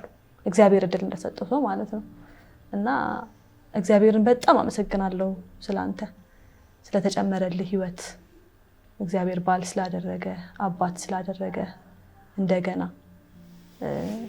ለቤቱ ስራ ደግሞ እግዚአብሔር እንደገና እድል ስለሰጠ ላንተም እግዚአብሔርን በጣም አመሰግናለሁ። በጣም እሱም በጣም ቅን ሰው ነው። በጣም ያለውን ሁሉ ለመስጠት ምንም ያልሰሰተ ለልጆቹም ራሱን የሰጠ ለሚስቱም ራሱን የሰጠ በጣም እንደውም በቃ በጣም ነው የምተማመንበት በጣም እና እግዚአብሔር ለኔ እንደሰጠኝ ሰው በጣም ልቤን የምጥልበት ሰው ነው። እግዚአብሔርን በጣም አድርጌ አመሰግናለሁ ስላንተ ቤቱን ስለምትመራ ቤቱን ፕሮቫይድ ስለምታደርግ በልጆቹ ሐሳብ የለኝም በዲሲፕሊናቸው በመንፈሳዊ ነገራቸው በቃ ለቤቱ ምሳሌ የሆነ አባት ነው እና እግዚአብሔርን በጣም አመሰግናለሁ። በጣም ነው የምወደው ቅንነቱን ደግነቱን አብረን ያሳለፍናቸውን መልካም አመታት ሁሉ አስባለሁ እና እግዚአብሔርን አመሰግናለሁ። ስለዚህ በጣም ነው የምወድህ በጣም አመሰግናለሁ። ስታመም አስታማሚ ነው ስደሰት አብሮኝ የሚደሰት ነው ሳዝን ስሜቴን የሚረዳልኝ ሰው ነው እና ምንም ይሄ ቀረ የምልበት አይደለም እና ሙሉ በጣም ሙሉ ነው በቃ ቤቴ ሙሉ ነው ብዬ ነው የማስበው። እግዚአብሔርን በጣም አመሰግናለሁ። ስለዚህም ስለ ቤተሰቦቹም እግዚአብሔርን አመሰግናለሁ። እህቶቼ ናቸው ወንድሞቼ ናቸው በፈልጋቸው የሚገኙልኝ ናቸው። እናት አባቶቼ ናቸው ከዛ በላይ እና እግዚአብሔርን ባንተ ስላገኘሁትም ነገር እግዚአብሔርን አመሰግናለሁ። በጣም ነው ወድ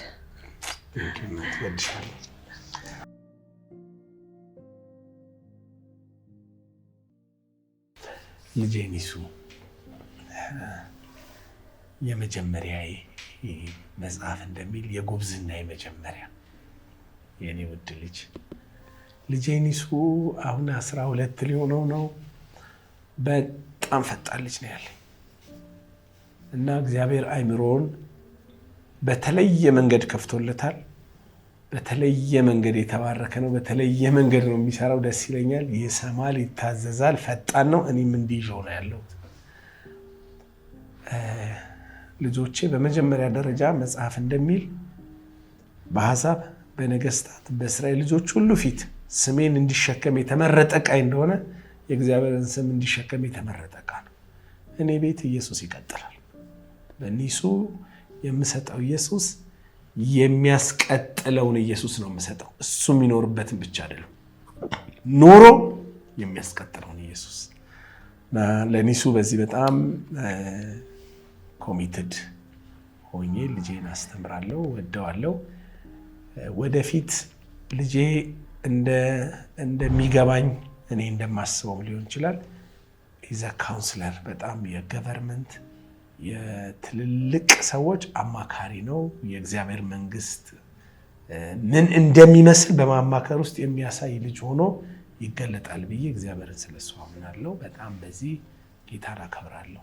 እግዚአብሔር የብዙዎችን ቀልብ የሚገዛ አይምሮ ሰጥቶታል። ኒሱን በዚህ ባርከዋለሁ። ሁለተኛዋ ልጅ ዞዊ ናት። ዞዊ ቅመም ናት። ቅመም በቃ የተለየች እና ስስቴ ናት። ስገባ በልዩ መንገድ የምታስተናግደኝ ናት። እሷ ብዙ ይሄ ስስ ሰው የመሸከም ነገር አይባታለሁ። ሰው ትወዳለች፣ ሰው ትሸከማለች። ልጄ ለብዙ ሰዎች እናት የምትሆን ይመስለኛል። የብዙ ሰዎች ልብ የምታሳረፍ ይመስለኛል። የብዙ ሰዎች መጠለያ የምትሆን ይመስለኛል። ስለዚህ እግዚአብሔር ለዛ ቀን እያዘጋጃት ነው። የእግዚአብሔርን ስም ተሸክማ ትቀጥላለች። እኔ የምሰጣት ኢየሱስ እሷ ኖራበት የምታስቀጥለው ስትሰጠው የሚቀጥል ሆኖ የሚቀጥል ነው እንጂ የምትሰጠው ብቻ አለ የምታስቀጥለው ነው። ሶስተኛዋ ልጄ አና ናት። አና የቤቱ መብራት ናት። አሁን በቃ ሁሉም ሰው አይኑ እሷ ላይ ነው። አና በምን መልክ እንደምትሄድ አላቅም፣ ግን በሕክምናው መልክ የምትሄድ መስሎ ይታየኛል። አንዳንዴ ባላት አፕሮች ባላት ቀረቤታ ሕክምናው ላይ ወደምትሄድ ይመስለኛል። 2 ዓመቷ ነው፣ ግምት ነው ይሄ የራሴ መለካት። ግን ጌታ በዚህ ባርካታል። ኢየሱስ በሷም ይቀጥላል። ስንበረከክ መታጠገቤ ትንበረከካለች። ባይገባትም 2 ዓመት ግን አሁን የተወለደችው ናኦሚ የተለየች ናት። ናኦሚ የእግዚአብሔር ደስታ ሆና ትኖራለች ብለን ስለምናምን ነው ናኦሚ ያልናት። የእግዚአብሔር ደስታ ማለት ነው። ለእግዚአብሔር ደስታ ልቧ፣ ሐሳቧ፣ አይምሮዋ፣ ስሜቷ ሁሉ ለእግዚአብሔር ደስታ የተገዛ ልጅ ናት የምትሆነውና እግዚአብሔርን ደስ አሰኝታው ደግሞ ታልፋለች። ምናልባት እሷ የተጠራችበትን ጥሪ እርግጠኛ ሆኜ አሁን መናገር ባልችልም እንደ አባት ግን የእሷን የምገምተው ይሄ በትልልቅ ቦታዎች ላይ ፐርሱዌሲቭ የሆኑ ንግግሮችን በማድረግ እግዚአብሔር የሚባርካት አይነት ሴት ሆና የምትገለጥ ይመስለኛል። ግን ልጆቼ እግዚአብሔር በቤት፣ እግዚአብሔር በኑሮ፣ እግዚአብሔር በውጭ፣ እግዚአብሔር በውስጥ እንዲባርካቸው ጸሎቴ ነው። መጽሐፍ ቅዱስ እምነት ለሁሉ ስለማይሆን ከክፉና ከማያምን ሰዎች እንዲድኑ ጸልዩ ስለሚል ከክፉና ከማያምን ሰዎች እንዲድኑ ሁሌ ጸሎቴ ነው። እግዚአብሔር በልጆች ስለባረከኝ በጣም ደስተኛ ነኝ። ኒሱ ወንድ ልጃችን እግዚአብሔር ባርኮታል። እግዚአብሔር የሰጠን ስጦታችን ነው። በጣም ነው የምወደው።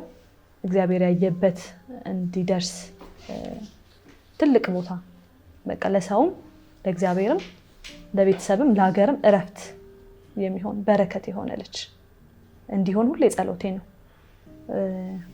ዞቢዬም እንደዛው። ዞቢ ጓደኛ ናት።